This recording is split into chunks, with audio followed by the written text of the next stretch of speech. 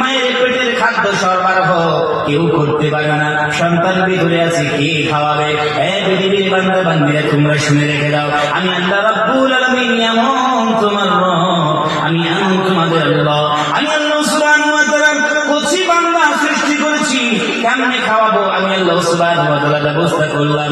মায়ের মাসি পায়খানা তোমার নাভির সঙ্গে ফিট করে দিয়ে রে বান্দা, একদিন নয়, 2 দিন নয়, 3 দিন নয়, আমি আল্লাহ রাব্বুল আলামিন সুদীর্ঘ 10 মাস 10 দিন ধরে 3 করে তোমাকে মানুষ করেছি। ধরে বলেন সুবহানাল্লাহ। আমাকে চিনবি না? আমি আল্লাহ রাব্বুল আলামিনের ইহসানগুলো তোমরা বুঝবে না? আমার ইবাদতকে অগ্রাধিকার দিবে না? আমার দাসত্ব তোমরা করবে না? এই পৃথিবীর বান্দা বান্দিরা, আমি আল্লাহ রাব্বুল আলামিন দেখো এমন রব, পৃথিবীতে যখন তুমি এসেছো তোমাকে মুখ দিয়ে খাইয়েছি, আর মায়ের